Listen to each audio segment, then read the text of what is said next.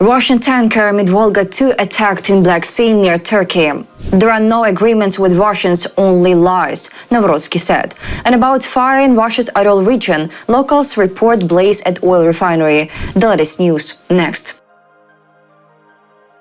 In the Black Sea near the coast of Turkey, the Russian tanker Midvolga 2 with 13 crew members was attacked while sailing from Russia to Georgia, Duna reports. The Turkish Ministry of Transport and Infrastructure stated that the tanker Midvolga 2 came under attack 80 miles from the coast of Turkey. The vessel with engines operating is heading towards Sinop, a port city on Turkey's Black Sea coast, the ministry told the Turkish outlet. The ministry clarified that the vessel is not requesting assistance and none of the 13 crew members were injured. According to the vessel tracking platform Vessel Finder, the tanker Midvolga 2 was built in 2014 and sails under the Russian flag. The vessel is 140 meters long. About the attacks on Russian tankers, on November 28, two tankers belonging to Russia's Shadow Fleet caught fire in the Black Sea near the Bosphorus Strait, the waterway connecting the Black Sea to the Sea of Marmara. In particular, the Turkish Ministry of Transport and Infrastructure stated that an explosion occurred on the tanker Kairos and a fire broke out as it was traveling from Egypt to the Russian port of Navrotskyi.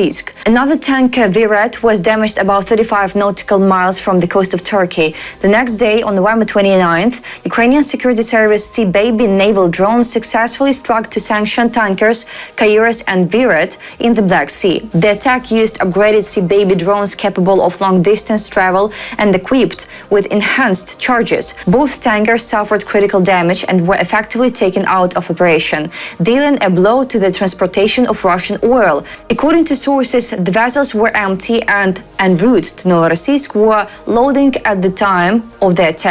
Such attacks limit Russia's financial ability to wage war, as the tankers could transport oil worth almost $70 million and were used to bypass international sanctions.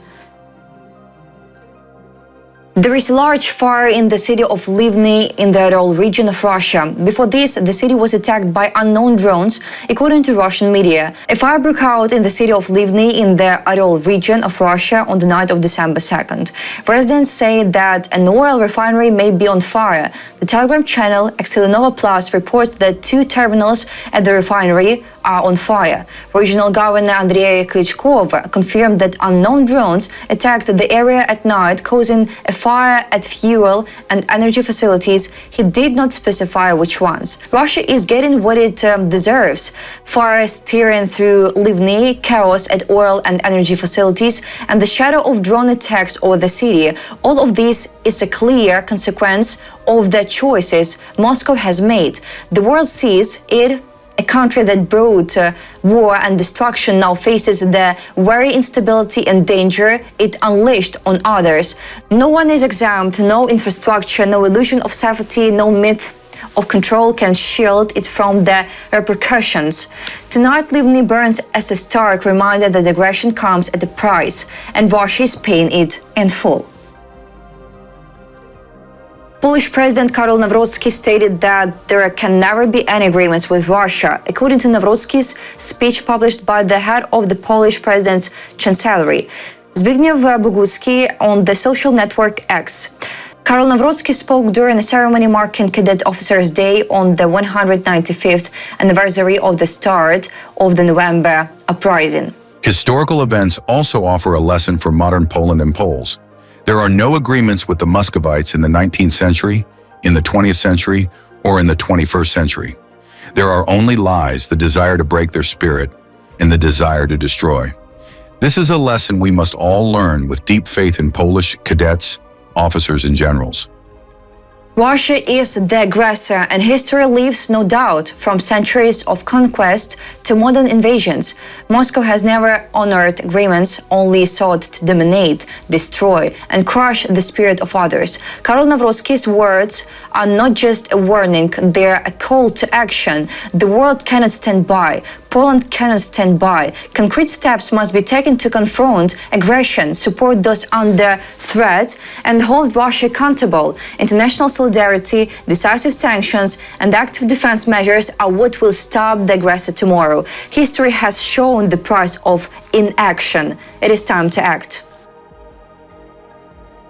Russia is expected to step up battlefield pressure in the coming weeks and amplify it with loud public claims, according to Andriy Kovalenko, head of the Center for Countering Disinformation under the National Security and Defense Council of Ukraine. According to the head of the center, the Russians will make loud statements and try to put pressure on the front solely for a Western audience and to raise the stakes in diplomacy. According to Andriy Kovalenko, part of Volchansk is currently under the control of the defense forces of Ukraine. The Russian forces also did not capture Kupiansk, but lied about it, he noted. Kovalenko emphasized that heavy fighting on the front continues and Russian forces are committing significant manpower, which settlements Russian army captured. The Russian command continues to publish claims about supposedly successful actions of its troops, but the statements voiced by the chief of the general staff of the Russian armed forces, Valery Gerasimov, are not confirmed by Ukrainian sources and do not match the real situation on the front. In his latest briefings, Gerasimov claimed that Russian troops had allegedly encircled Stepnogirsk in the Zaporizhia region, were successfully advancing in the Dnipropetrovsk region, that about 30% of buildings in Konstantinivka had allegedly come under Russian control, and that assault units of the West grouping had entered Liman in the Donetsk region. As with other statements by the Russian command, this information has not been confirmed by the Ukrainian side and is considered another attempt to present the situation on the front in Moscow's favor. On October 26, Russian generals also informed the dictator that Ukrainian troops had allegedly been encircled in several directions. Among the encircled cities, they mentioned Kupiansk, and Putin even wanted to invite media representatives to the city. Meanwhile, on December 1st, President of Ukraine, Volodymyr Zelensky, said that despite Russian claims, Ukrainian defenders had cleared almost all occupiers from Kupiansk. President of Ukraine Volodymyr Zelensky is continuing to strengthen international defense cooperation, exploring new opportunities to modernize Ukraine's air fleet and expand its partnership with France, according to a post shared by Zelensky.